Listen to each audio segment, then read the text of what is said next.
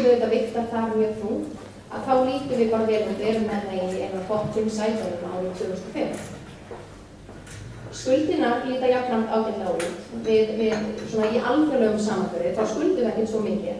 En hins vegar það ágefning hvað vaxtakostnaður ríkisins íþyngjandi og það kannski eitthvað sem að Frosti ætlar að koma betur inn á eftir.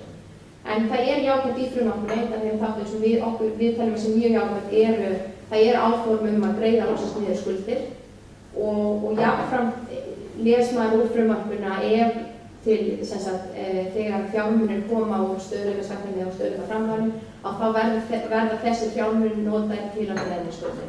Og það auðvitað mjög jákvætt og mjög mikilvægt og eins og þetta bók sér á komandi ári. En við horfum á tekjuhlið frumvarpsins að það má segja að það þarna ljóst að aukin umsvif í hagkerfinu að skila ríkissjóði auknum skatttekjum og þessi hraði vöxtur, það að segja skatttekjuna samkvæmt því sem umsvifin aukast og auðvitað skatttekjurnar aukast, að þetta að veita stjórnvöldum svigrúm til að ráðast í mjög mikilvægar breytingar, kerfisbreytingar. Það verið, eins og Erla kom inn á áðan, það verið að fella niður tollar, það verið að lækka tekjuskatt á einstaklinga ásamt öðrum minni þáttum. Og þetta auðvitað mjög jákvæð breyting, en hins vegar verðum við að hafa í huga að þessar kerfisbreytingar þensluhvetjandi. Þannig að þegar við ráðumst í svona breytingar, að þá þurfum við að skera útgjöld niður á móti. Og því miður það ekki að gerast í þessu frumvarpi. Við erum að sjá útgjöld aukast. Tónninn svolítið líka að breytast í frumvarpinu. Í fyrra fannst mér meira verið að ræða aðhaldsaðgerðir, við þurfum að skera áfram niður og það voru svona meiri aðhaldskröfur, en í núverandi frumvarpi eiginlega engin áhersla á það og í raun reiknast okkur til að sé ekkert aðhald að eiga sér stað. Það áætlaðar aðhald á oktamandi og þetta stendur hér lítilega aðhaldsráðstafanir en við svona í sýnum bara betur eftir þá sjáum við ekki að verða eitthvað aðhald á útgjaldahliðinni á næsta ári.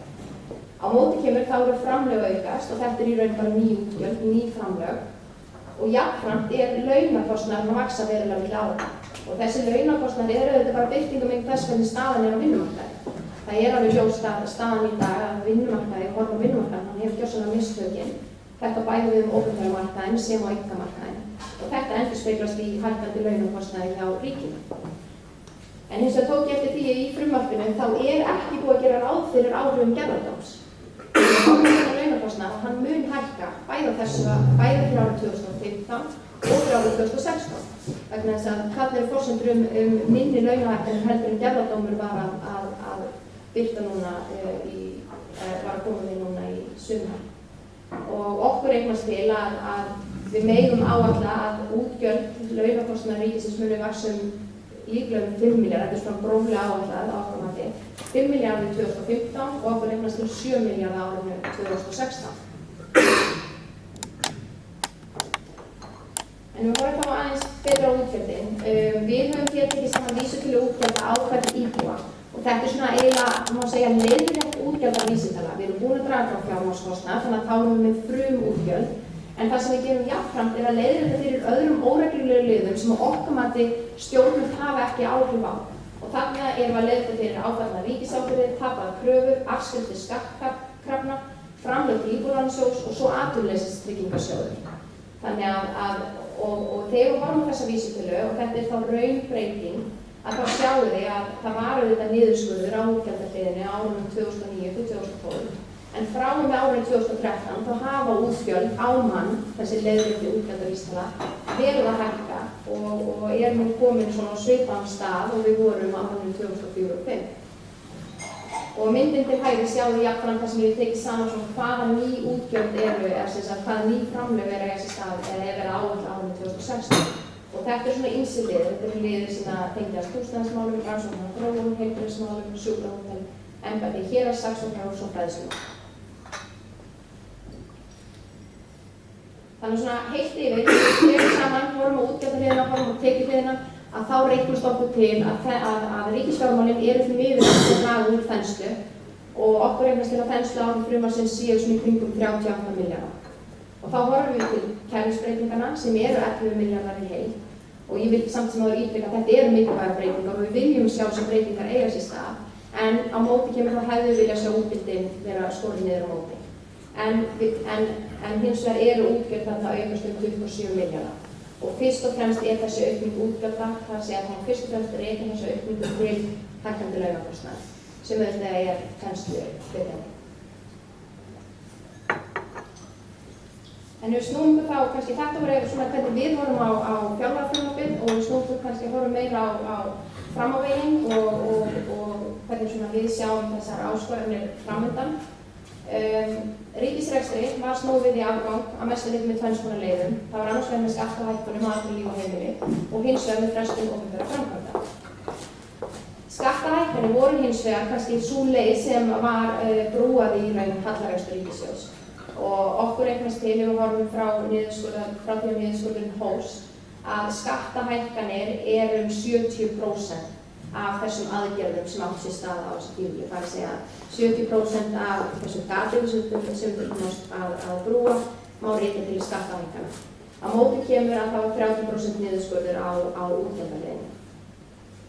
Og þetta í raun ekki alveg í línu við það sem var lagt upp með rammaáætlun stjórnvalda á efnahagsáætlun AGS, en þá var upphaflega lagt upp með að yrði farin þessi blandað að það er blönduleið, það er að segja helmingurinn kemur frá tekjuhliðinni og helmingurinn frá útgjaldahliðinni. En niðurstaðan okkar að 70% kemur frá tekjuhliðinni og einungis 30% á útgjaldahliðinni. Og þessi niðurskurður, þessi 30% sem átt sér stað á útgjaldahliðinni var á mestu leyti í formi minni fjárfestingar. Og auðvitað getur það gerst að það er ákvörðun frá stjórnvöldum að í raun fækka framkvæmdum á vegum hins opinbera og koma í auknum mæli til einkaaðila. En jafnframt sú hætta til staðar að þessi niðurskurður á fjárfestingum sé einhver frestun á framkvæmdum. Og það er kannski það sem við óttumst, vegna þess að það hefur ekki mikið verið í umræðinu að það sé verið að koma framkvæmd ríkisins yfir til einkaaðila, þannig að við veltum fyrir okkur hvort við séum í raun bara að fresta væntum útgjöldum eða framtíðarútgjöldum með niðurskurði á fjárfestingarhliðinni. Þannig að staðan í dag er þessi, við erum búin að skera niður, eða það er að niðurskurðurinn var 30% af þessu gati sem við þurfum að brúa, 70% var í formi skattahækkana og staðan er þessi, hallinn er horfinn en útgjöld hafa verið aukin síðustu ár og útgjöld eru farin að vaxa á ný. Og þetta er okkar áhugjörn. Við höfum mikið verið að fókusera á útgjaldahliðina og við óttumst það að umsvif ríkisins eru bara að fara að vaxa núna á komandi árum. Við erum á leiðinni úr slaka í þenslu, þannig að þetta eru talsverðar áskoranir framundan. Og við höfum svona heilt yfir séð að almennt eru útgjöld að vaxa á þennan því miður. Og þetta er svona, þessi mynd endurspeglar kannski það sem við höfum áhyggjur af, að við séum í raun bara að trenda upp á við með útgjöldin okkar. Og einkum og sérlega í horfum til frumvarpsins 2016, að eins og ég tala um að tók til eins og þetta breytast, það er ekki lengur þessi aðhaldskrafa, að þá er svo hætta til staðar að við munum gjörsamlega missa tökin. Auðvitað mann heyrir það hvernig það er krafa að auka útgjöld, að hækka bætur, að nýta allan afganginn sem eftir þessar 15 milljónir til aukna útgjalda. Og þetta auðvitað mjög strembið og erfitt, en við vonum svo sannarlega samt sem áður að það verði það sporna gegn frekari útgjaldavexti og fremur skila auknum afgangi hjá ríkinu. En hvert liggur þá leiðin, hvert stefnum við og hvað ætlum við að gera til komandi ára? Nú, í fyrsta leið þá þarf auðvitað að greiða niður skuldir og ég ætla að stoppa bara mjög stuttlega við þessa glæru vegna þess að Frosti mun fara betur yfir skuldahliðina. En það er alveg ljóst að ríkissjóður fastur í vítahring hárra skuldsetningar og íþyngjandi vaxtakostnað og við þurfum að rjúfa þennan vítahring. Og við þurfum einfaldlega að búa í haginn fyrir næstu niðursveiflu. Og eins og staðan í dag, hvernig skuldastaða ríkissjóðs í dag, við værum ekki stakkbúin til að taka á móti ef það yrði hér efnahagsskellur. En ég alls ekki að spá einhverjum efnahagsskell hjá komandi árum, en auðvitað þurfum við að búa í haginn og vera tilbúin að takast á við næstu niðursveiflu. Nú jafnframt þurfum við að draga skattahækkanir tilbaka. Það voru skattahækkanir sem brúuðu hallarekstur ríkisins. Og hérna á myndinni til vinstri er ég að sýna ykkur skattahækkanir á einstaklinga sem og fyrirtæki, svona almennt, en jafnframt tökum við hér til viðskiptabank og sjávarútveg, vegna þess að þetta kannski þær atvinnugreinar sem hafa lent í aukinni skattbyrði umfram eða sem eru að búa við annað skattaumhverfi heldur en aðrar atvinnugreinar. Það hafa verið lagðir á sérstakir skattar á fjármálafyrirtæki og hér er ég algjörlega að horfa fram til áhrifum þrotabúa, eingöngu þau fyrirtæki sem eru starfandi í dag, eða fjármálafyrirtæki sem eru starfandi í dag og jafnframt hafa verið lögð aukin gjöld á sjávarútveg. Og þið sjáið að allir eru að búa í dag við hærri skattbyrði heldur en við gerðum fyrir hrun. Jafnframt til hægri þá sýni ykkur samband tryggingagjalds og atvinnuleysis og við höfum svolítið verið að einblína á þetta að það komið tími til að lækka tryggingagjaldið. Og við horfum bara, ég tók hérna til gamans saman hvernig atvinnuleysi hefur verið að meðaltali verið. Þetta svona skeið þar sem við erum að búa við hagvöxt svipaðan á þann sem við erum að fara að horfa fram á komandi misserum eða árum. Og þið sjáið að auðvitað í kjölfar hrunsins þá hækkaði tryggingagjaldið og það var eðlileg afleiðing hrunsins, en hins vegar það sem hefur gerst að samfara auknum umsvifum í hagkerfinu hefur atvinnuleysi gengið niður en tryggingagjaldið nánast haldist óbreytt. Og okkur finnst núna tími til komin að þetta tryggingagjald verði lækkað niður. Og við horfum áfram á skattahliðina og þessar skattahækkanir sem hafa átt sér stað, að þá myndin til vinstri sýnir skatta annars vegar á einstaklinga og fyrirtæki. Og hérna tekið skatttekjur ríkisins sem hlutfall af heildarskatttekjum ríkissjóðs. Og eins og þið sjáið að þá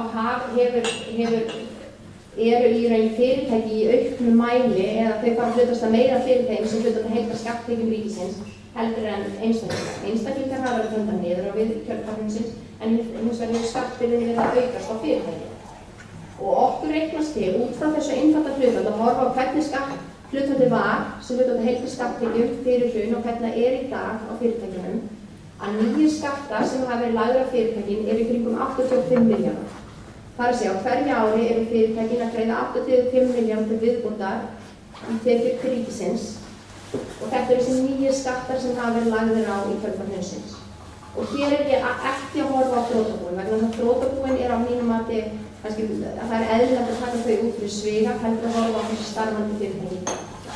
Viðbótar tekjuskattur var hækkaður úr 15% í 20% og það reiknast okkur til að sé 18 milljarðar sem að skila auknum skatttekjum til ríkisins árið 2016. Og þá reiknast okkur til að viðbótar tryggingagjald, það er að segja þetta umfram tryggingagjald sem lagt á fyrirtækin í dag með stöðuna á vinnumarkaði sé ríflega 20%. Nú svo eru sérstakir skattar á fjármálafyrirtæki. Þetta er ekki aðeins bankaskattur, þetta er líka sérstakur fjársýsluskattur. Það eru 20 milljarðar og svo erum við veiðigjöld og svo erum við þannig restin. Þannig að þetta auðvitað talsverðar fjárhæðir og við myndum vilja sjá í þessu frumvarpi það væri verið að draga skattahækkanir á einstaklega sem og fyrirtæki til baka. En auðvitað þá líka að draga útgjöldin á móti. En svo með útgjöldin hægt að draga útgjöldin. Og hérna bara til gamans tókum við saman raunaukningu útgjalda frá 2009 til 2014.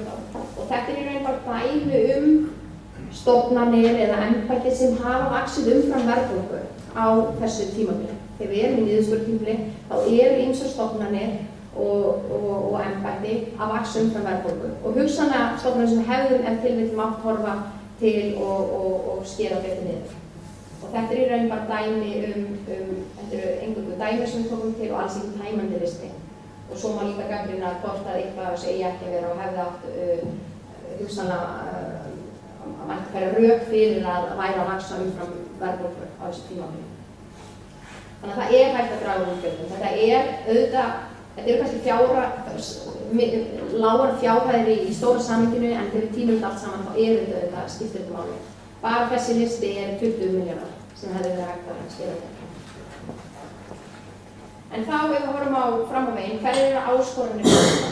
Og við erum, eins og ég talði, við erum að dekka svolítið í nýtt tímabil. Við höfum verið að vinna okkur upp úr samdrætti eða efnahagslagna og nú erum við bara að sjá fram á það að sterkur kraftur, mikill kraftur í hagkerfinu og við erum að lenda í, að mínum mati held ég, mun fljótlega á svona þenslu tíma og þetta auðvitað áskorun fyrir stjórnvöld að koma böndum á ríkisútgjöldum. Og það sem auðvitað við höfum séð í gegnum tíðinni að fjármálastefna á Íslandi aðhaldslítil og í raun aðhaldsminni heldur en frá flestum OECD-ríkjum. Og hér tekið saman, þetta mat AGS á hvernig sveiflujöfnun hins opinbera meðal ríkja og því þannig sveiflujöfnun þá sem sagt eftir því sem stuðlinn hærri, því betri sveiflujöfnunin hjá hinu opinbera. Það að segja að hið opinbera að vinna gegn hagsveiflu heldur en að ýkja hana. Það að segja að vinna með henni. Og því miður hefur fjármálastefnan hér mikið verið að vinna með ýkja hagsveiflu heldur en að draga úr henni. Og það það sem við þurfum að gera. Við þurfum, og þetta bara partur af þessari hagstjórn. Vinnumarkaðurinn þarf að standa sig betur. ríkisfjármálin þurfum að vinna betur með hagstjórninni til að hjálpa Seðlabankanum að berjast við verðlagsstöðugleika og fjármálastöðugleika í landinu. En þetta sem sagt, við erum þarna í næstnæsta sætinu. Eistland og Grikkland eru slakari en við í fjármálastjórninni.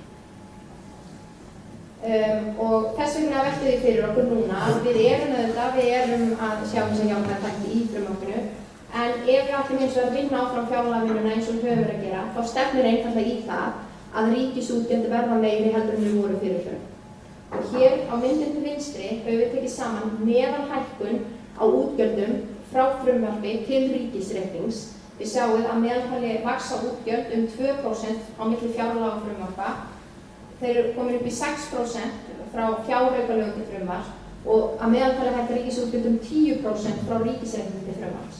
Þannig við gefum okkur að þetta verði niðurstaðan fyrir árið 2015 og 2016, að þá sjáum við að þá eru ríkisútgjöldin komin þarna yfir ríflega 32% eða í 33% af landsframleiðslu 2015 og 32% af landsframleiðslu 2016. En ég vil eins og að taka fram hvað var 2015, að það eru áætlanir núna að koma fram og það eru jákvæðir þættir sem við sjáum í þessari áætlun. Við erum ekki að sjá útgjöld aukast mikið frá fjárlaga til áætlunar, en hins vegar ef það hefur ákomandi ekki verið nógu góð vísbending fyrir ríkisreikningu verður og nefnir sem dæmi launakostnað. Það er hugsanlegt að launakostnað verður hærri, þannig að við munum örugglega, ef við óttumst það að við munum sjá ríkisútgjöld sem vaxa frá áætlun til ríkisreiknings árið 2015. Og þessu til viðbótar að þá eru ekki fjárlagi að það verði í raun svigrúm til aukinna útgjalda. Vegna þess að hagvöxtur fyrstu 6 mánuðum þessa árs var að mælast 5,2%. Forsendur í fjárlögum 2015 að gera ráð fyrir 3,8% hagvexti. Þannig að nú þegar erum við að sjá að forsendur tekjur ríkisins, þannig að forsendur á bak við skatttekjur ríkisins eru vanmetnar. Og það hugsanlegt að við munum sjá að afkoma ríkisins verði umfram það sem áætlað nú í áætlun eða fjárlögum 2015. Og jafnframt veltum við fyrir okkur hvort að við séum hugsanlega að sjá að krafturinn verði meira 3% árið 2016 og það skapar aukið svigrúm til útgjalda eða að skila aukinni afkomu. Og við fundum hérna mat AGS á því hvað 1% viðbótar hagvöxtur hefur á afkomu hins opinbera hér á Íslandi. Það er nefnilega svo frábært með AGS að IMF að þeir eru byrjað að taka saman Ísland inn í mengið. Þannig að við getum oft fundið gera rannsóknir á ríkisfjármálum eða sem sagt fjármálum hins opinbera og þeir taka Ísland með. Þannig að við getum séð sérstaklega hvaða áhrif þetta hefur á Ísland. Þannig að ég ekki hér að taka heildaráhrif fyrir öll löndin heldur eingöngu Ísland og þeir segja að 1% viðbótar hagvöxtur skili við afgangi á afkomu hins opinbera 15 milljarðar og svo 2% að gera það 31 milljarðar og svo framvegis. Og kannski að lokum, það næsta þensluskeið, þá spyrjum við mun ný fjármálaregla knýja fram aukið aðhald. Og þetta eitt af því sem jákvætt og það sem að gerast í fjármálum hins opinbera að það frumvarp til laga breytingar á fjármálum hins opinbera og það sem að fjármálaráðherra að boða nýja fjármálareglu. Og þetta afar mikilvæg breyting og ég vona svo sannarlega að hún muni líta dagsins ljós. Og þetta afkomu- og skuldaregla og til þess fallin að auka aga í ríkisfjármálunum. En hins vegar það sem við óttumst að þessi regla, vegna þess að hún afkomuregla, þá getum við svolítið falið okkur bak við jákvæða afkomu. Að við hefðum fremur átt að hafa útgjalda- og skuldareglu og þá í raun einblína meira á útgjaldahliðina vegna þess að það eru útgjöldin sem vandinn í dag. Það þessi umframgreiðsla og agaleysi í ríkisfjármálum. Og þegar við skoðum fjármálaregluna sem fjármálaráðherra að boða og reiknum hana afturvirkt, að þá reiknast okkur til árið 2006 og 2007 vorum við að uppfylla þessa fjármálareglu. En fjármálareglan, á þeim tíma voru hins vegar ríkisfjármálin að ýkja verulega hagsveifluna. Það var í raun ekkert aðhald. Ríkisútgjöld voru að vaxa raunvirði á sama tíma og var töluverður hagvöxtur í hagkerfinu okkar. Þannig að við höfum svolítið verið að einblína á það að við erum jákvæð gagnvart fjármálareglunni, alls ekki misskilja mig, mér finnst þetta mjög jákvæð breyting og hugsanlegt að hún muni ganga, en þá kannski með tíma getum við kannski breytt henni lítilega og farið meira út í útgjaldareglu fremur en afkomureglu. Og kostur afkomureglu að hún ýtir undir kerfisbreytingar og þá leiðandi ýtir undir aukna framleiðni hjá hinu opinbera. Þetta erfiðari regla til að framfylgja heldur en afkomuregla. og hún jafnframt kemur auðvitað í veg fyrir þessa umframkeyrslu sem frá fjárlögum til ríkisreiknings og hún svolítið svona, hvað maður segja, svona heldur stjórnmálunum niðri og einhverjum sérlega nú þegar maður sjá að það kosningar framundan. Auðvitað rosalega freistandi að eyða þeim viðbótarhagnað sem kemur í ríkiskassan í ýmis útgjöld. En ef við værum útgjaldari þá myndum við svolítið bremsa stjórnmálunum af. En þetta sem sagt ljósgráa skúlan miðað við langtíma áætlun stjórnvalda. Að útgjöld hins opinbera séu raunvirði að fara að draga saman og ég velti einfaldlega fyrir mér það raunin mun það gerast. Einkum og sér í lagi við erum kannski að fara að sjá því 5% hagvöxt á komandi árum. Það er að segja að takturinn í hagkerfinu verður í línu við það sem var hér á fyrstu 6 mánuðum þessa árs. En svona að lokum, það eru jákvæðar breytingar sem hafa verið gerðar á síðastliðnum árum. Nú áfram að greiða niður skuldir og minnka vaxtakostnað sem mjög jákvætt. Það hafa verið gerðar mikilvægar breytingar á tekjuhliðinni, almenn vörugjöld og tollafelldar niður og lækkun tekjuskatts. Og jákvæð breyting boðin fjármálaregla. En við veltum fyrir okkur munum duga til að draga úr agaleysi í fjármálastjórn hins opinbera. En við teljum að það þurfi frekari breytingar að eiga sér stað. Það þarf að greiða enn frekar niður skuldir og lækka vaxtakostnað. Það þarf að draga skattahækkanir tilbaka afdrifum og einstaklinga og við verðum að draga úr umsvifum ríkisins og í raun það áskorun sem framundan. Tekst okkur eftir að draga úr umsvifum á komandi þensluskeiði. Og svo þurfum við að nýta tækifæri til virkari forgangsröðun og kerfisbreytingar og klára einföldun á skattkerfinu sem hafi standað við hér í síðasta frumvarpi eða fjárlögum. En þá bara þakka ég fyrir.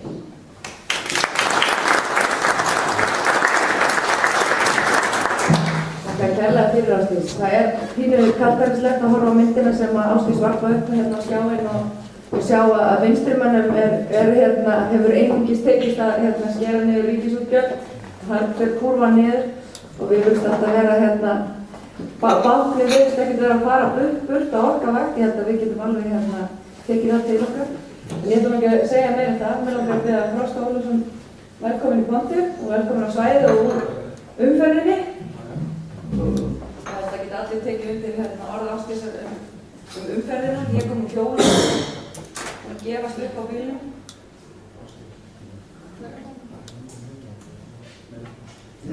Já. Mjög góð. Umferðin fín á hjólastíðum.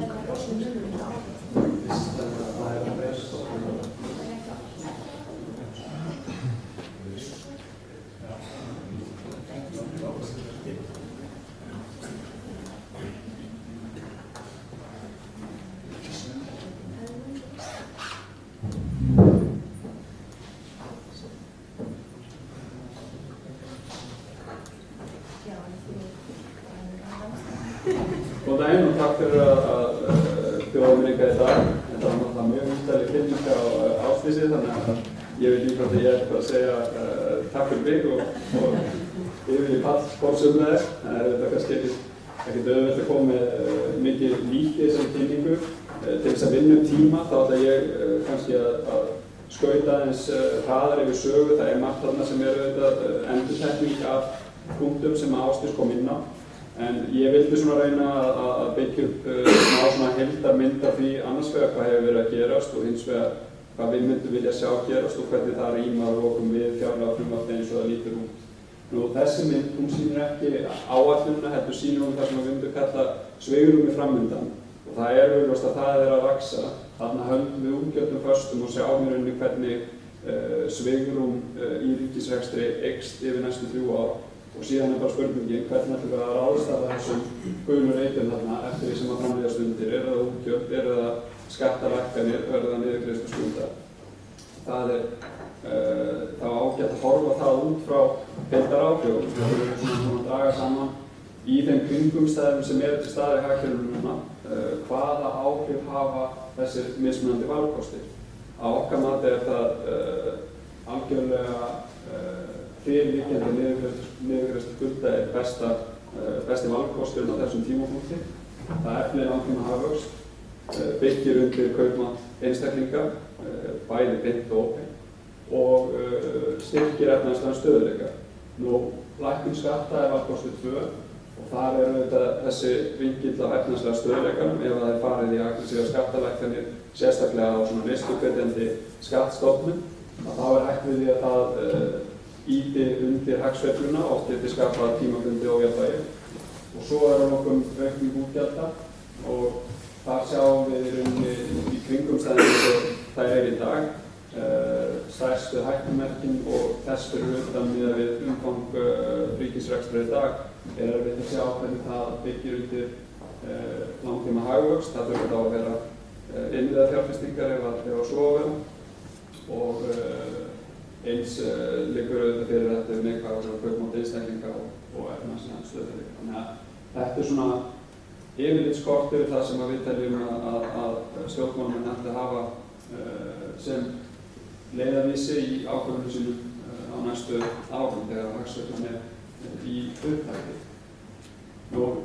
Ásdís minntist á skuldirnar, fór kannski ekki ítarlega yfir það. Þó horfurnar séu þokkalega hérna heima, þá erum við enn gríðarlega skuldsett. Hér sjáum við ríkissjóð 115% af landsframleiðslu.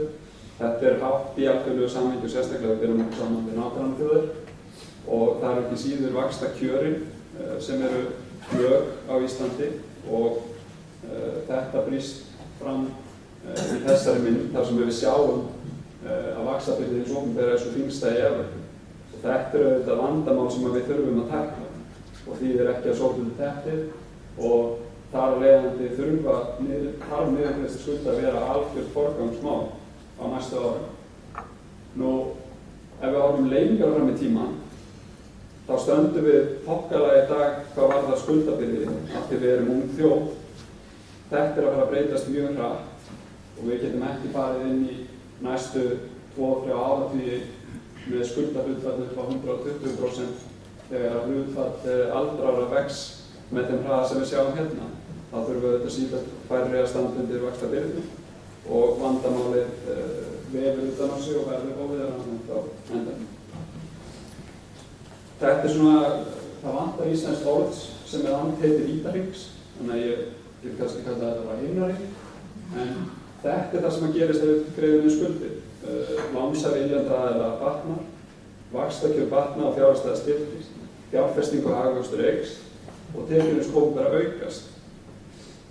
Þetta það sem við viljum sjá og þetta hefur jákvæðar afleiðingar fyrir alla í hagkerfinu til lengri tíma. Ríkissjóður ætti því að nýta allar tiltækar leiðir til að létta skuldabyrði sína og það þessar 3 leiðir. Það kerfisbundinn afgangur á rekstri og Ásdís minntist að fjárlagaregluna í kringum frumvarp opinber fjármál. Við viljum auðvitað sjá það verða veruleika og mér heyrðist nú fjármálaráðherra að hann væri bjartsýnn að það tækist í tilraun núna í vetur. Við vonum að það gangi eftir. Endurskipulagning efnahagsreiknings, það sala eigna, létta á efnahagsreikningum og að lokum efnisskilyrði fyrir hagvexti. Hérna get ég farið aðeins hraðar yfir sögu. Ég þarf ekki að ræða lengi við það að útskýra fyrir ykkur að skattar hafa gríðarlegt vægi fyrir atvinnulíf, fyrir einstaklinga og telja rúm 40% af umsvifum hagkerfisins eins og staðan í dag. Hér sjáum við hvernig brugðist var við þeim aðstæðum sem mynduðust við fall fjármálakerfisins og eins og Ásdís kom inn á, skattar báru hittan og þungan af þeirri aðlögun og það sem meira að það má velta fyrir sér varanleika hagræðingar og við sjáum þarna hægri megin hversu gríðarlega mikil hækkun átti sér stað á helstu skattstofnum hins opinbera. Við höfum tekið saman árlega hjá Viðskiptaráði skattbreytingar. Þetta endurspeglar þá miklu ókyrrð sem hefur verið í þessum málaflokki undanfarin ár. Samtals hafa 176 skattbreytingar átt sér stað frá 2007.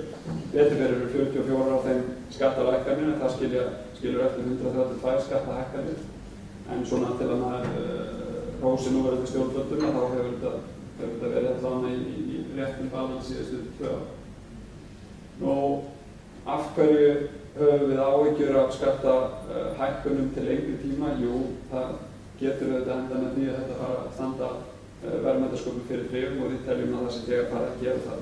Þetta vinstra megin sjáum við launamun á menntuðum og ómenntuðum sem orðin svo minnsti hér heima og hérna hægra megin sjáum við virka skattprósent á fjármagnstekjuskatt vegna þess að það er misskilningur í kringum fjármagnstekjuskattinn á Íslandi. Við erum auðvitað með talsvert meiri verðbólgu hér heima en í nágrannalöndum. Fjármagnstekjuskattur er lagður á nafnávöxtun, ekki raunávöxtun, þannig að virk skattprósenta umtalsvert hærri fyrir þá sem eru með sínar eignir í áhættulausri ávöxtun. Og þetta er auðvitað kannski ekki auðveld umræða til að taka á opinberum vettvangi og útskýra fyrir fjölmiðlum og þar fram til götunum, en þetta er gríðarlega mikilvægt og það þarf að koma þessum skilaboðum áleiðis. Þannig að tvöföldun fjármagnstekjuskatt er bara mjög slæma fréttir þrátt fyrir að fólki finnist þetta en vera frekar lág skattheimta heldur en há skattheimta, allavega orðaðin. Það eru næstu í allir sammála okkur. Hérna sjáum við niðurstöður könnuna sem við þurfum að gera í janúar, þar sem fólk er spurt skattbyrði sína. 2/3 telja að vera á háa. Það er ég held að þetta hafi reyndar kannski 3 eða 4 einstaklingar, Kári Stefánsson og einhverjir 2 aðrir sem töldu hann að vera of lága. En þarna 2/3 er allavega á því að hún sé alltaf á eða náttúrulega. Hvað myndum við vilja setja fókusinn í núverandi kringumstæðum? Ásins myndist auðvitað á skattalækkanir geta haft þenslubundandi áhrif, en það skiptir líka máli hvaða sköttum er unnið á og við teljum tryggingagjaldið liggja beint við. Lækkun tryggingagjalds á þessum tímapunkti myndi auka svigrúm fyrirtækja til þess að mæta launahækkunum án verðhækkana og þar með frekar slá á verðbólgu heldur hitt. Og fjármagnstekjuskattur myndi, það sé lækkun fjármagnstekjuskatts myndi ýta undir sparnað og fjárfestingu til lengri tíma og við teljum að það sé full ástæða til á þessum tímapunkti að hvetja fólk til að spara meira og eyða minna. Útgjöldin, hérna ætla ég að fara þokkalega hratt yfir sögu þar sem að Ásdís var búin að fara ágætlega yfir þetta. Horfum bara í 5 sekúndur á þessa mynd og áttum okkur á því hvað gerist ef við höldum áfram á þessari siglingu. Varanleiki hagræðingarinnar það myndi sá að vinstri stjórn hefði dregið úr útgjöldum, það er rétt, en það skiptir líka máli hvernig þú dregur úr útgjöldum og ef þetta er bara frestun á innviða fjárfestingu sem að nauðsynlegt er að viðhalda til lengri tíma, þá er fáum greiði gerður. Það vekur sérstaklega á athygli þarna að laun yfir tímabilið lækka ekkert, það er að segja laun hins opinbera. Og hér sjáum við að það er sérstaklega mikil vonbrigði í samhengi við aðdragandann af falli fjármálakerfisins þar sem að stöðugildum hjá hinu opinbera fjölgaði gríðarlega hratt á árunum 2000-2007. Þannig að ef við horfum yfir lengra tímabil, það er að segja frá áramótum, þá er stöðugildum fjölgað 29%, á sama tíma stöðugildum í einkageira fækkað 7%. Þetta er verið að vinna sig rétt af, það er að segja síðustu 1,5 árið, þar sem að fjöldi unnuna stunda og starfa hjá einkageiranum hefur vaxið talsvert, þannig að ég er ekki búin að uppfæra myndina samkvæmt því, þannig að þetta lítur nú aðeins betur út í einkageiranum núna heldur fyrir einu árs. Svona var tekið á hruninu, almenni vinnumarkaðurinn bar hittan og þungan af þeirri aðlögum sem átti sér stað, 7% fækkun starfa hjá þeim, 1% fækkun starfa innan opinbera geirans. Og af því að ég sýndi könnun frá janúar núna áðan, í sömu könnun spurðum við viðhorf fólks til annars vegar starfsöryggis og hins vegar lífeyrisréttinda, það er að segja hvort að það ætti að vera mismunur á þeim réttindum með opinbera starfsmanna og almenna vinnumarkaðarins. Og það er milli 80–90% landsmanna á þeirri skoðun að þetta ætti að vera sambærilegt. Og ef við hugsum út í það að opinbera starfsmenn eru samtals 30%, þá sjáum við að jafnvel helmingur þeirra telur eðlilegt að þetta sé með sama eða sambærilegum hætti þarna milli. Margir segja hvað getum við gert? Það er búið að skera allt niður og við erum komin á leiðarenda í hagræðingarferlinu. Við erum ekki sammála því. Stærstu tækifærin felast auðvitað í kerfisbreytingum og þarna nefni ég 4 málaflokka. Það má nú minnast á það og fagna því að það er í vinnslu stytting námstíma til stúdentspróf og það er áhersla að bæta innkaupaferla hjá hinu opinbera í fjárlagafrumvarpinu, þannig að 2 af þessum málaflokkum eru í deiglunni. Svo ég blási Guðlaugi fyrir brjóst innlegging hagræðingartillagnanna eftir reynda frá síðasta hausti. Það getur verið að það hefur breyst eitthvað fyrir árið, en Guðlaugur getur betur svara fyrir það. En það vissulega vonbrigði að þessar tillögur hafa verið nýttar betur og komið til innleiðingar. Og að lokum, ríkið að gera, eða opinberir að gera alls konar hluti sem að almenningur á því að það þurfa að gera. Hér sjáum við úr sömum knöppum niðurstöðum að hve miklu eða leyti fólki finnst að ríkissjóður eigi að fjármagna mismunandi starfsemi. En á því að ríkið er að fjármagna kjarnastarfsemi, heilbrigðisþjónustu, lögreglu, embætti, menntun, enda tölum margir sem á því að við eigum fjármagna RÚV, en það eru þarna málaflokkar sem að falla meira í samfélagsmótun heldur grunnhlutverk hins opinbera og það má alveg spyrja sig erfiðra spurningar í því saman. Að lokum, Ásdís var búin að minnast á flesta þá punkta sem að helst má með skipta í samhengi við fyrirliggjandi fjárlagafrumvarp. En hérna sjáum við hvernig þetta breytist á milli ára. Skattheimtur vaxa út af bættum efnahagsaðstæðum og við sjáum að fjórðungi af því að skila í formi skattalækkana. En launakostnaður vex verulega og eins og Ásdís minntist á þá ekki einu sem tekið tillit til niðurstöðu gerðardóms þarna, þannig að við munum sjá meira heldur en 10% aukningu í launakostnaði ríkisins á milli ára framfer sem horfur. Skuldirnar, það fagnaðarefni að heildarskuldir ríkissjóðs verði komnar niður fyrir 60% 2019 að því gefna áætlun gangi eftir og þar ekki tekið að fullu tillit til stöðugleika framlags.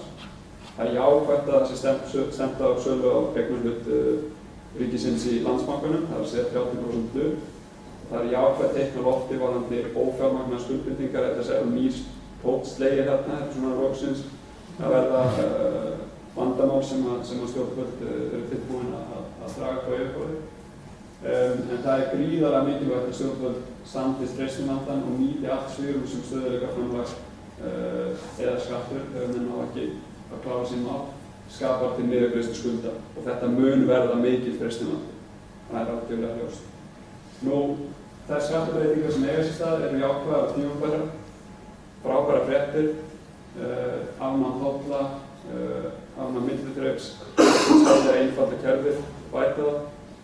En við hefum auðvitað viljað sjá umfangið vera talsvert meira. Og ef maður hugsar tímasetningu þá vísum við auðvitað til þess að það ennþá gríðarlegt tækifæri á útgjaldahliðinni og þess fyrir utan þá veltum við fyrir okkur ef að það eiga sér ekki stað skattalækkanir núna þá hvenær, en við getum kannski komið með það í kaldbáði. Það auðvitað sérstök vonbrigði að ekki sé gengið hraða til verks við lækkun tryggingagjalds. Það var engar fyrirliggjandi áætlanir endurskoðun fjármagnstekjuskatts eftir þessu skattstofni sem við komum inn á. Að lokum varðandi útgjöldin. Þessi hækkun launakostnaðar auðvitað verulegt ágefni, afleiðing kringumstæðina á vinnumarkaði að sjálfsögðu, en engu að síður ástæða til þess að taka þetta föstum tökum. Og eins og Ásdís kom inn á áðan, það líka svolítið svona þessi tónn í frumvarpinu. Það má alltaf aðhaldstímabilinu sé lokið og þetta teljum við fullkomlega ótímabært. En það mikil tækifæri til frekari hagræðingar. Hlutfall samneyslu hér er 24% sem vel yfir meðaltali OECD, þannig að heilt yfir hið opinbera ekki komið á þann stað sem við teljum að stefna eftir. Þá læti ég þessu lokið. Ég held að við mögulega við smá tíma. Og hlakka á til Baldur. Takk fyrir fyrsti. Guðlaugur, ég ætla að byrja því að skjöldast upp ekki með glæðir það.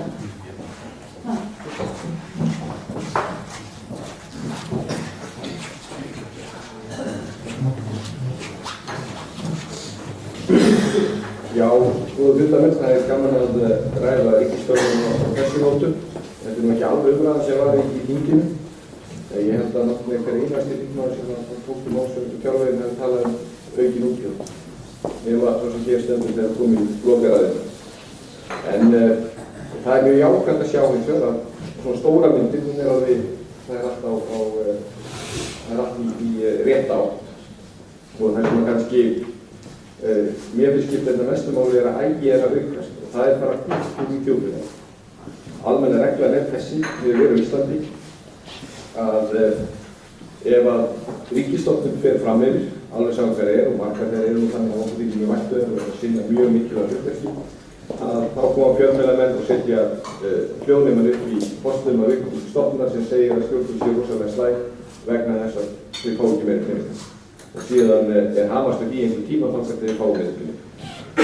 Og ég ætla að segja ykkur eitthvað sögu að þegar ég var heilbrigðisráðherra þá var ég tók við tíðráðum, þá var Landspítalinn búinn að vera að meðaltali milljarð yfir fjárlög í 10 ár. Og ég ákvað að spyrja þess kollega mína á Norðurlöndum, hvað gerir þið? Ég lendi því að sömndarinn fyrir framleiðið ár eftir ár. Og ég tala með þokkalega að þið skildi eitthvað að tala. Þið bara skildi. Þetta bara gerist þið. Og þetta bara, alveg saman hvað við skrifum lög og hvað við gerum, og við breytum þess ekki, þá þetta bara vonlaust verð. Og það bara þannig að ef við gerum þetta á Norðurlöndunum, sem við gerist ekki, þá bara viðkomandi kostum og hún bara skiptum. Og það algjör samstæðan það. En þetta fer aldrei á þann stað. En stóru málin þessi, það eru skuldir ríkissjóðs, lífeyrisskuldir og breytt aldurssamsetning og síðan að ég fara í eitt sem að gerir við aðeins var í, það þróun ríkisútgjalda. Og þá skipta litlu máli þau eru stór. Og bara alveg svo þegar Landspítalinn, þegar ný forysta kom, Hulda Gunnarsdóttir og Björn Sólberg, sem náði stórkostlegum árangri. Hvernig gerðu þau það? Það var því að spara í þetta litlu hlutum, einhverjum hönskum og hvað það var alls. Þegar það var svo stórt þegar saman var komið. Það nákvæmlega sama í ríkisins. Og við hins vegar erum ekki með svona heildarmyndina, erum ekki að ræða þessa þekka. Og bara svo mann átti sig á útgjöldunum, hvernig þau eru samsett. Ég held að fólk alveg átti sig ekki á þau. Ég held að ég hef sagt svona 1.000.000 sinnum á þessum 1000 fundar sem ég búin að halda frá í byrjaði stjórnum. Við erum bara að hætta yfir ykkur um að setja þetta í heilbrigðismálin. Heilbrigðismálin eru langt stærsti kostur, stærsti útgjaldarliður. Og síðan koma velferðarmál, eða almannatryggingar og velferðarmál, og síðan kemur þessi súla sem er svo stór hættuleg. Það eru vaxtagjöld ríkissjóðs. Og það núna á þessu ári, við munum aðeins lækka þetta, þá erum við setja meira í vaxtagjöld en fyrir sem öllum framlögum til Landspítalans og til sjúkratrygginga. Og með þessu svona stór, þá erum við með skipulegum hætti að taka niður eða skerða lífskjör barnan okkar og barnan okkar. Það bara við getum ekki gert þann betur ekki heldur nákvæmlega þetta vera á þessu stað. Og inn í þessu, svo ég heldur áfram að vera jákvæður og uppbyggilegur, að þá ekki lífeyrisskuldbindingar. En lífeyrissjóður starfsmanninginsins, hann fer bara á hausinn 2027. Það bara þannig, hann fer bara á hausinn. Og þá þurfum við að setja 28 milljarða sem svona lungi eins og 2/3 af framlögum til Landspítalans á hverju ári í 10 ár. Svo fer að lækka. Þannig ef menn halda við sem konum, það stað núna sko við bara fara einar rammilega sko, því við erum búin að halda þessum fjárlögum í 3 ár. Það bara ekki komið tíma á það. Ég veit ekki alveg hvenær sá tími, hann ekki núna.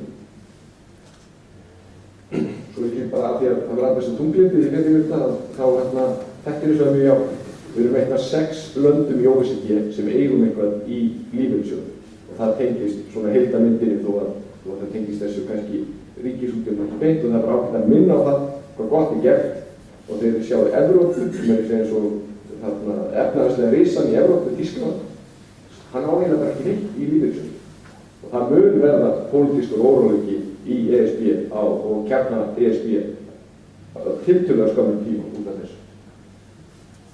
Þjóðin eldast og 67 ára eldri munum fjölga 50% á næstu 10 ára.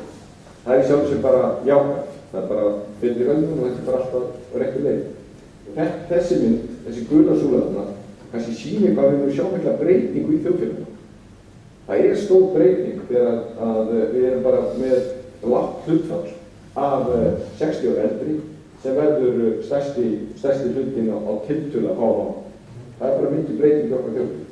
Hún er ekkert neikvægt, við erum bara búið okkur um þetta. Og meðalaldurinn í heiminum, við skoðum hann, að þá erum við bara á þeim stað í heimi, þar sem meðalaldurinn elstu löndin í heimi, eru þjóðir Evrópu og Japan, og bara svo menn átti sig á því að þjóðurinn 80 milljónir öll óbreyttu verða 60 milljónir innan fárra áratugum.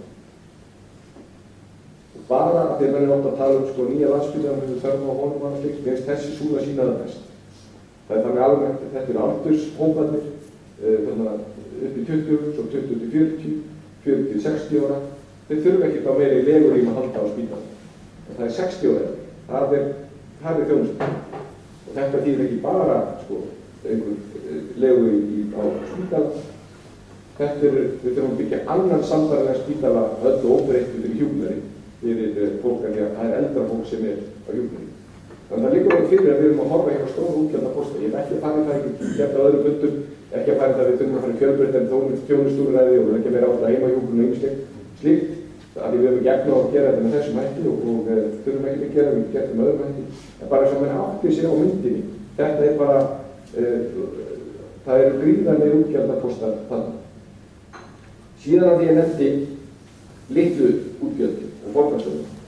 Ég held því statt og stöðugt fram og stendur bara fast að fótum að þáttaröðin í ráðherra sem flestir hafa litið á sem gamanmál, það er ekki gaman.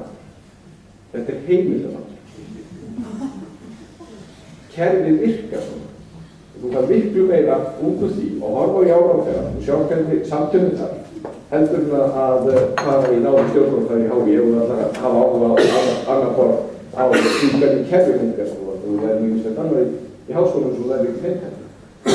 Og af því að Erla myndist á að það var skorið niður og það var fyrst og fremst á fjárfestingarnar. Ég held hins vegar frá 2007 til 2012, þess að tölur voru ekki til þegar ég byrjaði fjárlagavinnunni og hagræðingarnefndinni og ég hef sagt að ég get ekki fengið þau og fór fékk loksins Excel-skjal sem ég fari í gegnum það. Ég tók þróun einstaka ríkisútgjalda á stofnanir frá 2007 til 2012. Ástæðan tók 2007 en ekki 2008, en þá 2008 var svo bókið, það er skekkjumyndina. En það myndi ígæta enn frekar. Og ég held að flestir að vera í sammála það og allir stjórnmálasöfn, nú ætlum við að forma í þágu grunnþjónustu.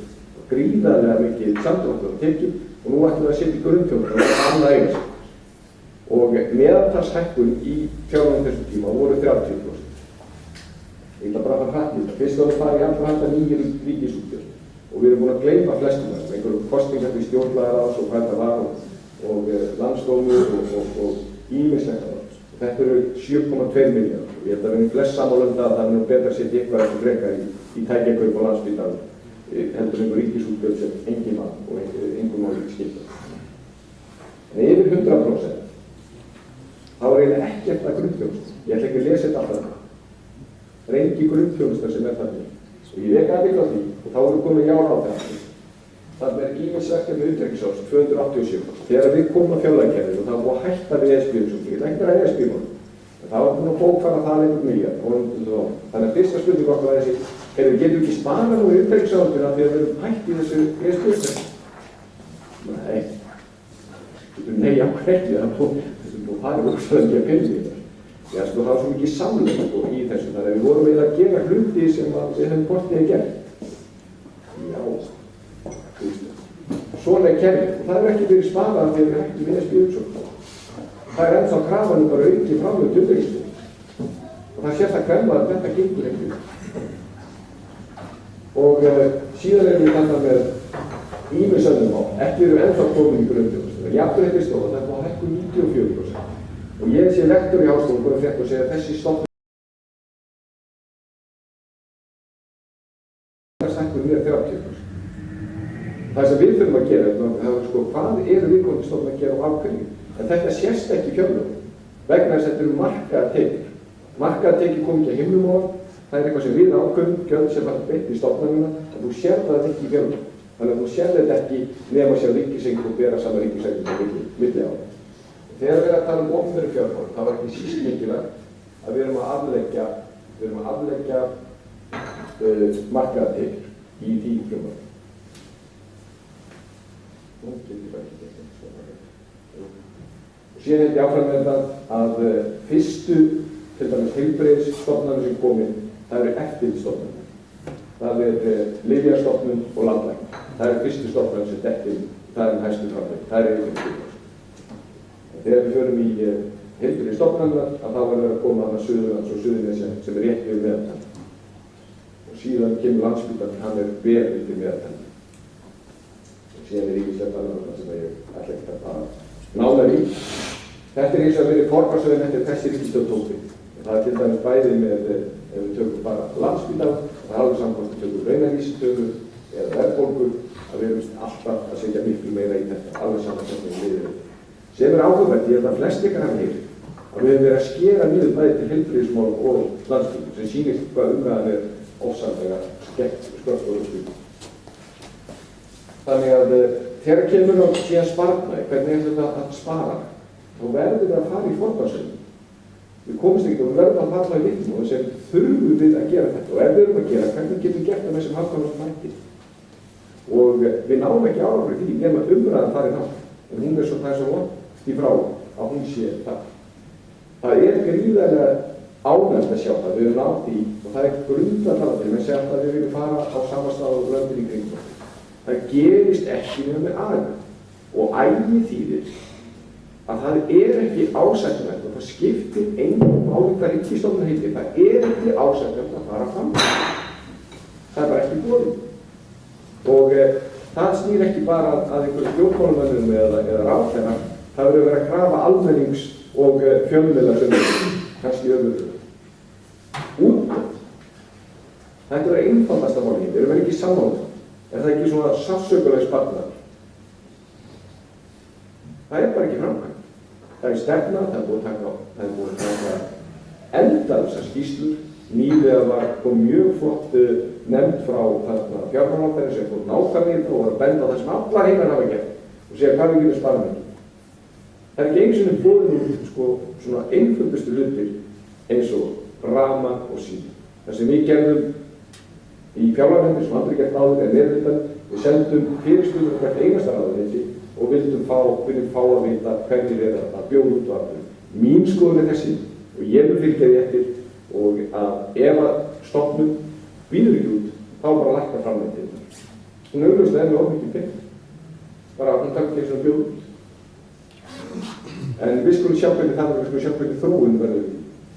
Opið bókað. Í gær talaði fyrir máli sem Óli Björn búinn að tala fyrir sátt þegar hann búið að ringi, sem það að gera saman sem gert í Bandaríkjunum og Bretlandi, að við setjum bara á vefinn alla reikninga hjá stofnunum og öllum fyrirtæki sem í eigu ríkisins sem 50% meira, það bara fer á vefinn sjálf það. Það gert í Bretlandi og Bandaríkjunum og hefur skilað mjög mikið. Ekki bara skilur sparnað og ráðið, heldur gera það líka verkum að þeir aðilar sem vilja bjóða þjónustu sína með ódýrum hagkvæmum hætti eiga betra með það heldur en núna. Og það eitt séra vandamál sem OHF og hvernig þeir reyna að halda upplýsingum frá þeir sem hafa eftirflöðum. Útgjaldaregla, hún fín, eins og allt það sem er skrifað, en fólk verður að skilja það. Og ef við náum alveg samkvæmt við hvernig við framkvæmum hana, hún verður að vera í umræðu. Þannig ef að stjórnmálamaður ætlar að hækka útgjaldaregluna, þá verður hann að útskýra það fyrir alveg. Og síðan þetta, niðurgreiðslu skulda sem kom fram, líka niðurgreiðslu. Því það er nákvæmlega sami galli við lífeyrisskuldir eins og allar aðrar skuldir, því það er bara einn galli við skuldir og það þarf að borga þér. Ef það væri ekki, sá galli var ekki í stað, þá væri það tíma. Svo þarf þetta auka velferðarskuldir. Það er ekki innan tíma. Það er búið? Já. Vel gert. Takk.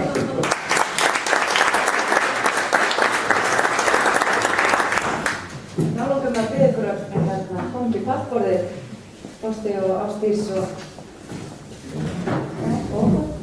ég ætla að opna fyrir spurningar og sal. Ég með bara endilega að gefa merki og segja nafnið og spurningar til frumannina. Að við kynnum aðeins óttar er sem sagt meðhöfundur af dreifingunni sem ég var þar yfir á. Já. Ég er starfsmaður. Já, ég vil svara einhverjum spurningum dreifingum á það. Lega slíkt. Já. Spurningu varandi fjármagnstekjuskattinn, þegar ekki nefnt að það er náttúrulega frítekjumark. Fjármagnstekjuskattinum, hvaða breytingar viljið þið sjá gerðar? Viljið þið sjá þetta frítekjumark fara út og prósentum að lækka eða hvernig viljið þið það byrja að frosta? Frítekjumarkið er auðvitað ekki mjög hátt eins og sakir standa, en auðvitað við erum fylgjandi því að skattkerfið sé haft eins einfalt og samræmt eins og hægt er, og í þessu samhengi að þá ætti að frítekjumark verði alltaf dálítið handahófskenndur mælikvarði, vegna þess að sparnaður er augljóslega mjög misjafn eftir því hvað þú startur á lífsleiðinni. Þannig að ein uppskrift fyrir alla gildir seint sparnað. Ungt fólk sparar lítið, við viljum hvetja til að spara. Fólk á miðjum aldri safnar eða dýr í hæginn, og fólk sem er komið nær ævikvöldi á mikinn sparnað og er þar með kannski helst fórnarlömb þessa háa fjármagnstekjuskatts sem ég var að lýsa áðan af áhættu litlum fjárfestingum, og frítekjumarkið það held ég að nái seint utan þær tekjur sem þetta fólk þarf að lifa af, og okkar einfaldasta lausnin væri bara að hverfa aftur til sama fyrirkomulags eins og var. Fjármagnstekjuskatturinn var hafður 10%, mjög lág út af verðbólgunni. Annar valkostur er að skattleggja raunávöxtun, en það er auðvitað mun flóknara í framkvæmd en nær sama tilgang. Einhver við þetta?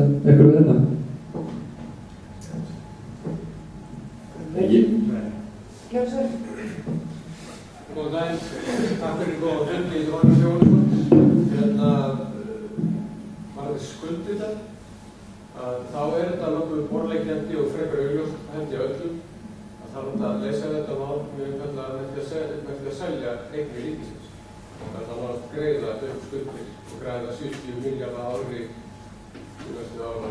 Eitt að skoðun á því og hvernig því máli, hvað það máli statt í dag, hvað er þetta að gera betur í því?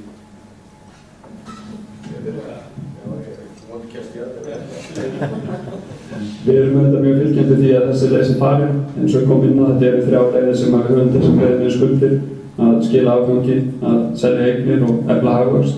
Við erum auðvitað að fókusera á alla 3, en sala eigna er svona skjótvirkasta leiðin eins og kemur inn á, og það er stigið þarna mikilvægt skref í fjárlagafrumvarpinu núna með sölu á hluta af eign ríkisins í Landsbankanum, en það er auðvitað gríðarlega margt sem að mætti skoða fleira. Það eru náttúrulega eignarhlutir í fleiri bönkum og það er 70% eftir að eignarhlutum í Landsbankanum. Við höfum talað fyrir því að ríkið selja minnstakosti minni hluta í Landsvirkjun til að mynda til stofnana fjárfesta, og það getur það verið passífir fjárfestar innan gæsalappa, og við sjáum auka ávinningi því í formi aukins aðhalds gagnvart ríkisfyrirtækjum. Og svo má nefna önnur dæmi Isavia og þá kannski ekki síður fríhöfnina sem er innan Isavia. Íslandspóstur er algjörlega borðleggjandi, og þess fyrir utan með sterkur regluverki að það var hægt að selja ýmis innviða fyrirtæki eins og veitur og annað því um líkt. Að þið gefna að regluverkið tryggja hagsmuni neytenda? Það getur komið. Má ég rúna? Ég ætla kannski aðeins út af fjármagnstekjuskattinu, að bara svara því östuð að Það er það ekki í útsendingu. þá getur það sagt það sem maður vill. Nei, það er á sín tíma var Pétur Blöndal þetta vinnu, og ég er að menna að ná mjög góðri lendingu bara með reynd saman og 10% fjármagnstekjuskatt sem var einfalt og gott kerfi. Ég held að mesta gagnrýni hafi verið út af afgreiðslu hjá fyrirtækjum, og ef ég sé best veit að þá geta mér skilið þar að. Ég held að besta lausnin væri það að lækka og hafa í þessari prósentur sem var uppanlega, og þá geta mér haft að einhverja aðra prósentu á aðri. Varðandi einkavæðinguna, þá var eitt af því sem að hagræðingahópurinn komið til að það er bara skipt eign ríkisins í það sem við erum að selja, og það skipur í það.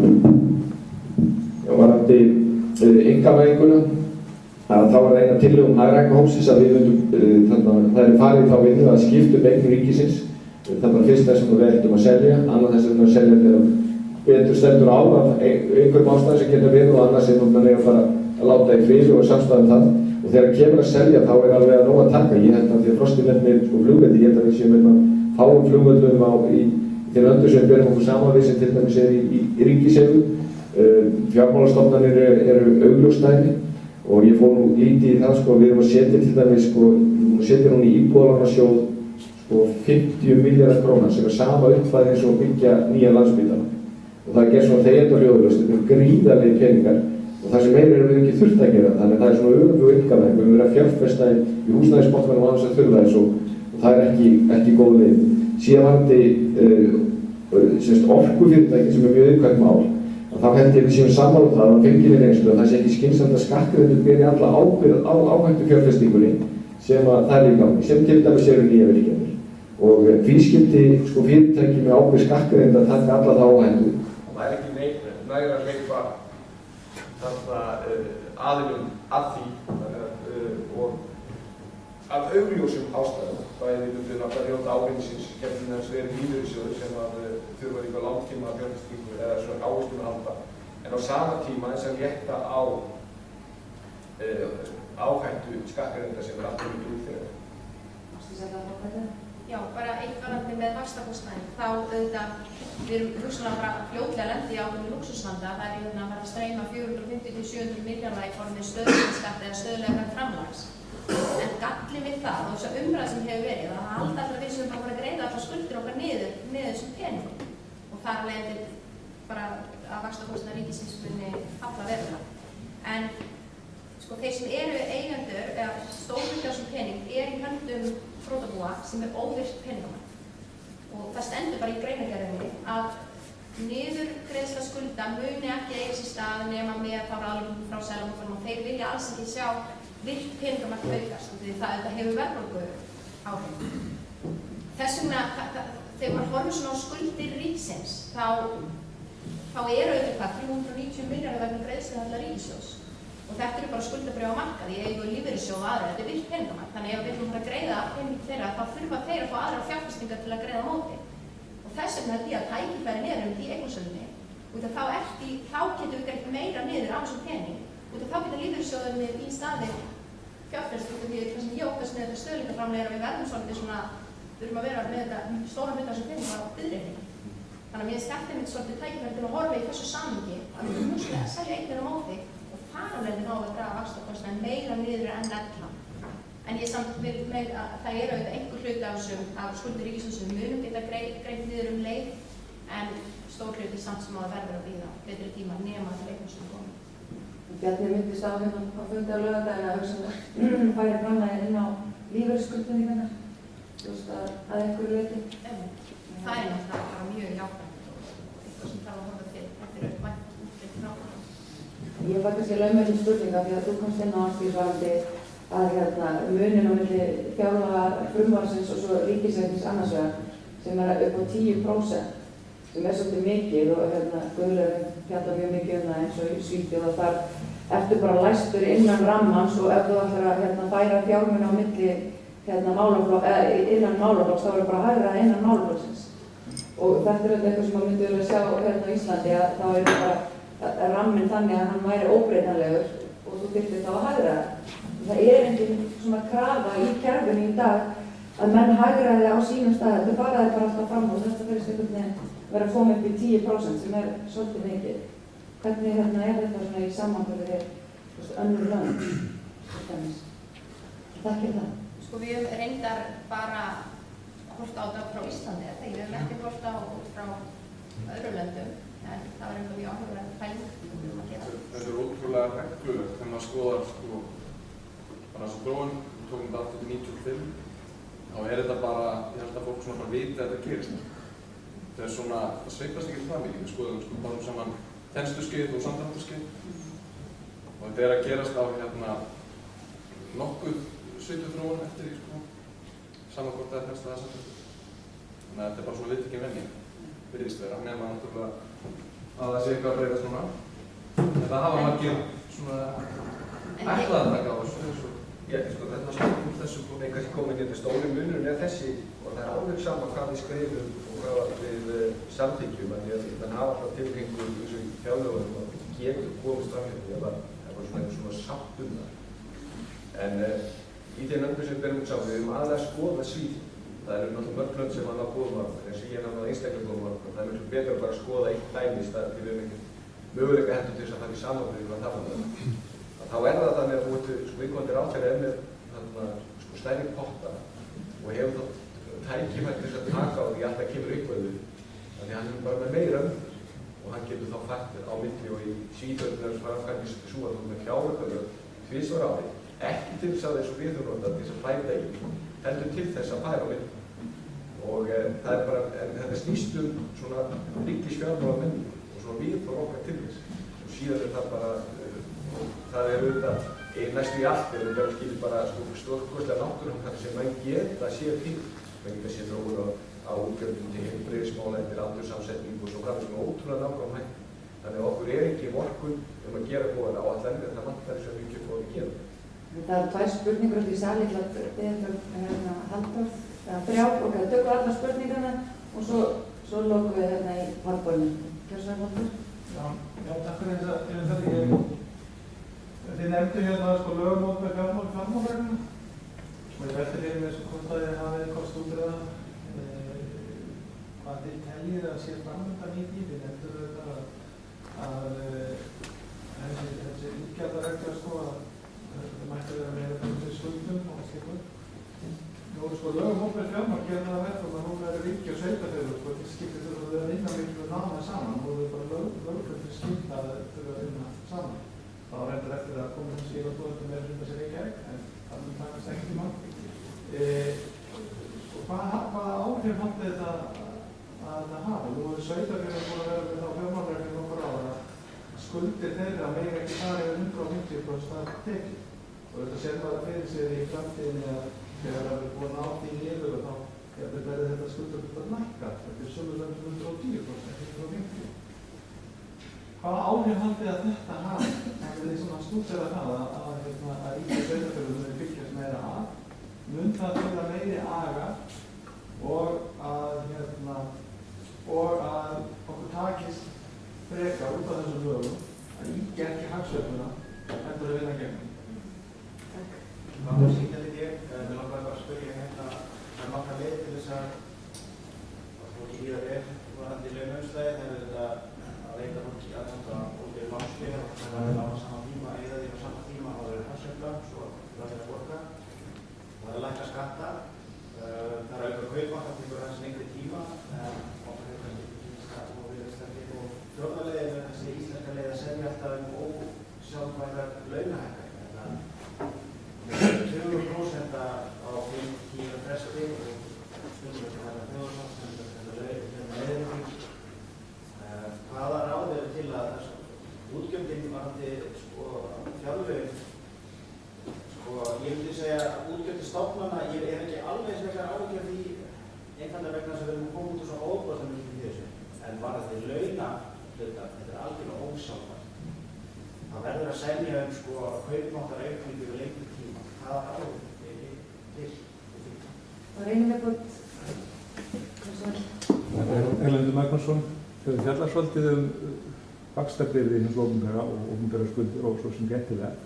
Myndi þó svona rétt benda á að ef að skuldir ríkisins og opinbera eru fyrst og fremst við innlend aðila, að þá hefur þetta ekki slæm áhrif á hagkerfið eins og til dæmis í þeim löndum eins og Breitlandi þar sem að vaxtabyrðin fer öll til annarra landa. Þannig að þetta virkilega fer þá til annarra aðila hér innanlands eins og lífeyrissjóða og til. Í tengslum við þetta eins og kannski vandamál bæði okkar og annarra OECD-landa síðustu 30 ár hafa ekki bara opinbera skuldir heldur raunverulega skuldir hagkerfisins aukist. Og þá erum við að tala líka heimili og einkageirann. Og það er þessi summa sem er mikla orsökin að baki fyrir óstöðuleika sem við sjáum mjög víða í OECD í heildina.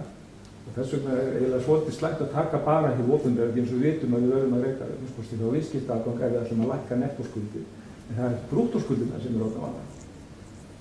Ég ætla nú að spyrja hins vegar spurningin þessi tengslum við þetta. Ein af ástæðunum er skattkerfið.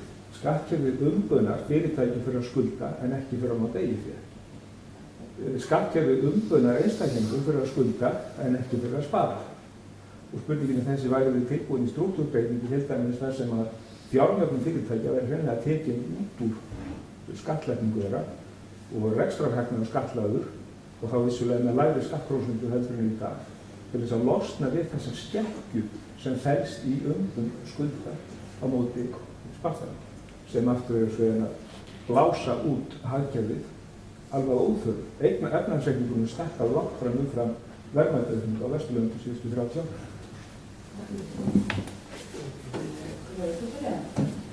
Ég finnst mjög áhugaverður punktur þess að ég hef ekki heldur sem fyrir með svona fyrirtæki. Ég hef meira verið upptekinn af einstaklingum, ég hef verið með því vitlausasta húsnæðiskerfi í heimi, en ég vona ekki sem er vinsælt. Sem gengur út það að við erum búin mjög lengi að hvetja fólk til að skulda. Og maður er svo fljótur að gleyma. Ég man alveg þegar fólk koma frá endurskoðan og sagði, endurskoðandi sagði þetta að auka húsnæðisskuldar 1 milljón því annars fæ ekki neina vaxtabætur. Og þessi veist að það niðurgreiðsla leiðréttingin alveg skelfileg á 80 milljarðar. Ef þú skoðar nokkur ára tíma þá er það svona 80-100 milljarðar sem að fara í vaxtabætur og það er alltaf að ýta undir og það er að með óbeinum hætti, og það er kannski ekki verið jafn áberandi eftir bankaröfnum, en með óbeinum hætti er þetta alltaf að hvetja fólk til þess að skulda í staðinn fyrir að hjálpa fólki við eignast. Ef við nú sett alla þessa fjármuni í það að greiða niður höfuðstól þessa fólks, þá var það staða þess að fólk bara allt þess hætti og líka hugsanlega. Þú varst að segja mér að fór sig í morgunblaðsværi núna að fólk verið að greiða niður yfirdrátt og svo sannarlega eru skuldir heimiluna að lækka. Og þetta er náttúrulega bara spurning ekki bara aðstæður heldur líka viðhorf. Ef við komumst á þann stað að fólk bara vill svara, þá finnst það að vera mjög mikilvægt og okkar sé á mikilvægi þess að þá erum við búin að góða stað. Og ég held að þetta sé bara forgangsmál og mjög áhugaverð hugmynd. Ég hef bara stengt fyrir varandi einstaklingar en ég er bara mist þetta mjög ábyrging varandi fyrirtæki. Ég hef ekki átt að mig á því, svo ég sé bara heimskilum það. Já, kannski varðandi þetta með skulda versus eigið því að ég tek undir þetta.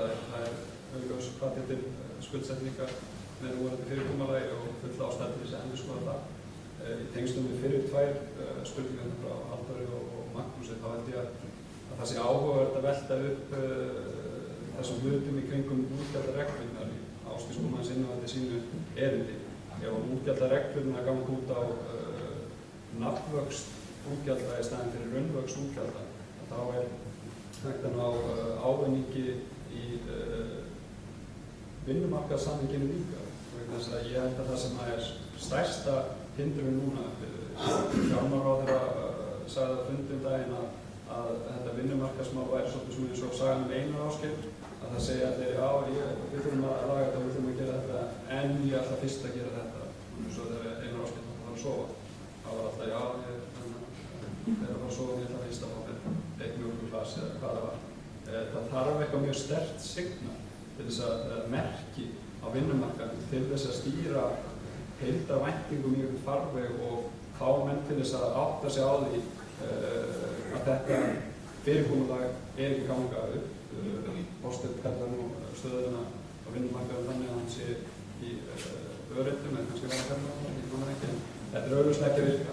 En með þessari vaxtareglu í staðinn fyrir raunvaxtareglu að þá ertu búin að setja alveg gríðarlega sterkan aga á vöxt ríkisútgjalda. Það er ekki tekið tillit til óhóflegra launahækkana, það er að segja að það er ekki leiðrétt sjálfkrafa fyrir. Og það sem meira er að þá ertu líka búin að senda merki inn í almenna vinnumarkaðinn að opinberi geirinn sé eftir að kaupa fram. Það er það sem við höfum verið að glíma við hérna. Það er allir að leiðrétta sjálfa sig í samhengi við aðra hópa. Þannig að þetta ætli sé eitthvað sem ætti að ræða mjög alvarlega ef munum er raunverulega alvarlega að vinna á þessum tveimur vandamálum. Annars vegar því að þessar útgjaldareglur stuðli að endanlegu markmið og hins vegar því að það komi eitthvað afgerandi merki inn á vinnumarkaðinum að menn séu að fara úr þessu form. Ég held einmitt að tek undir með Frosta að útgjaldaregla myndi svolítið, ef við værum að sjá þessum gífurlega launakostnað á hættan, að þá er þetta þarf bara einfaldlega að skera niður frá staðanstæð og það er sama við málaflokkum. Við sjáum alltaf á hverju ári að þeir þenjast út. Það myndi auðvitað ekki gerast ef við værum með útgjaldareglu. En hún þarf að vera einföld og hún þarf að vera gegnsæ og fólk verður að skilja hana. Almenningur, þetta er alveg rétt sem Guðlaugur segir, almenningur og fjölmiðlar verða að skilja að ráðherra, fjármálaráðherra, er að fara eftir útgjaldareglu. Og sem ég óttast kannski að afkomureglur náu svolítið að fela okkur á bakvið einhverja reglu sem að hugsanlega kannski samt reksturinn ekki nægilega aðhaldsamur. Og í tengslu við einmitt hvort þetta muni einhverju breyta, eins og Halldór var að spyrja, þá það rosalega stutt síðan við vorum með útgjaldareglur. Við settum útgjaldareglur 2011, ekki sem í lög, heldur í frumvarpið, sem sagt í fjárlagafrumvarp. Og það var farið þegar ég held í lok árs þegar ríkisreikningurinn kom, þannig að hún lifði ekki lengi. Þannig að ég held, ef við ætlum að setja svona reglur, þetta ótrúlega, eins og ég segi, þetta veitir mikið aðhald og það erfitt fyrir pólitíkina að reyna að uppfylla þessa reglu, en ef það samstæðið það og ef allir eru sáttir og allir skilja þessa reglu og við setjum hann í lög, að þá held ég og trúi því að þetta muni auka og samið þetta, og ég vona það að núverandi fjármálaregla óbreytt muni jafnframt leiða til aukins aga, en þá verða allir að skilja hana. Það þarf að útskýra, ég held að það fyrir líka að útskýra afkomureglur fyrir almenningi og fjölmiðlum. Það þarf að útskýra þessa reglu, fólk skilur ekki hvað fjármálaregla eðlilega. Það þarf að passa það að það séu allir samstíga og skilji að við séum að bara innleiða svona reglu og hvað hún þýðir og hvað áhrif þetta mun þá hafa. En varðandi með vinnumarkaðinn, að þá segi ég nú bara við höfum ekkert lært. 2008 var ekki nægjanlega mikil kreppa fyrir okkur, vorum við ofmikið að, já kannski, vorum við ofmikið að milda, ég ekki að gera lítið úr hruninu, þetta var mjög erfitt og sársaukafullt, en við vorum líka að milda hana, við fórum í 110%, fórum í frystingu, við fórum í leiðréttinguna. Erum við kannski, þurfum við að fá enn alvarlegri kreppu til að við loksins náum þessu. Auðvitað getum við ekki verið að hækka launum 30%, 40% þegar Seðlabankinn segir að svigrúmið sé 20%. Við vitum alveg hver afleiðingin þetta mun enda með gengisfalli króna, hvað sem að gerist 2017, 18 eða 19. Skemmtinu verður jafnvel verri þegar nú eru stærsta útflutningsgrein okkar ferðaþjónusta. Við vitum við munum ferðamenninni hverja, eða munum við fá öðru sem ferðamenn, lúxusferðamenn. Það getur auðvitað vel gerst að við munum ekki lenda í eins mikið til kreppu. Við óttumst þessa stöðu og erum bara að sjá það að við erum bara mjög hratt núna að grafa undan samkeppnishæfni landsins, og við hjá samtökunum höfum talað fyrir því að það þarf að breyta vinnumarkaðslíkaninu, og ég held að allir séu sem til að sammála því að þetta gengur ekki. Við getum ekki verið í einhvers konar höfrungahlaupi. Við vitum alveg ef eitt leiðir sem þá vill næstum þá líka sína leiðréttingar, og að okkar mæti það einhvern þannig við þurfum að horfa til útflutningsgreina. Við verðum að verja samkeppnisstöðu landsins og tryggja sjálfbæri til námstíma, og það sé útflutningsgrein sem gefa merkið og hinir ekki eftir. Aðeins sem ég glemt fyrir ég myndi að svara eitthvað ég er alveg samræðið sem ég kem fram og það náttúrulega þetta snýst um það að fólk skilja þetta. Ég er bara svo gaman að las ekki Einar Ásgeir og ég man ekki svo þetta þegar Guðmundur Jarki og Einar Oddur kom og sögðu bara þetta er allt gjötur, það þýðir ekkert alltaf að bara hækka laun, það skila sig ekki neinu. Þá komum við einhverju þjóðarsáttasamningu, þannig að það er stundið oft síðan. En við erum það eins og bara allir séu búin að gleyma þessu með engin ára þessu saman. Það finnst mér alveg furðulegt, en við erum og svo talaðum við þurfum að færa norræna mótinu. Af öllum fjölmiðlum og öllum þáttum, það var að spegin sem að fólk bara og analýsera þetta. Og við erum veist langt frá því eins og möguleg getur orðið. Við erum eitthvað 200 kjarasamningar í Svíþjóð sem eru 8 milljónir, þeir eru 8. Þú ert ekkert að byrja bara á útflutningsgreinunum, hvað þú vilja þær, og síðan fara hana niður. Og þú ert ekkert að frískóla eitthvað eitt félag saman hvað það heitir og fara í verkfall. Það er bara ekkert í búið. Og það er mikið athygli á því, við erum mikið að fundum núna í Sjálfstæðisflokknum fram á landsfundi, og einnig það við fáum hann Kristján Bragason frá sem framkvæmdastjóri í norrænum launþegasamtökum sem koma hér og fara nákvæmlega yfir norræna mótinu og fleiri fundir verða sambarlegir. Því að ef fólk skilur þetta ekki átt að segja þessu samhengi, ég ætla ekki að bæta í spádómur hjá félögum mínum hér inni, ég held að þetta færi nákvæmlega það sem ég að lýsa. Þá held ég að við förum að loka þessu. Eitt varandi útgjaldaregluna, það verður notað orðið skuldabremsa, sem ég held að allir skilji. Að það væri eitthvað sem væri jafnvel hægt að nota og útskýra, reyna að taka þetta bara einhvern veginn yfir á mannamál. Ég held að þetta sé svolítið að þvælast fyrir fólki. En mér langar að þakka ykkur kærlega fyrir framsöguna, Óttar Snædal, Ásdís Kristjánsdóttir, Frosti Ólafsson og Guðlaugur Þór. Þetta er kærlega fyrir, þetta áttur að vera mjög hjálplegt í undirbúningi fyrir landsfund og þetta líka gott innflug í umræðina fjárlögin sem eru svo mikilvæg, sem eru forgangsröðunin okkar fyrir framtíðina. Hvernig ætlum við að búa Íslandi vel í haginn fyrir framtíðarkynslóðir. Þannig að kæra þakka fyrir komuna og ykkur fundargestir sem leðist.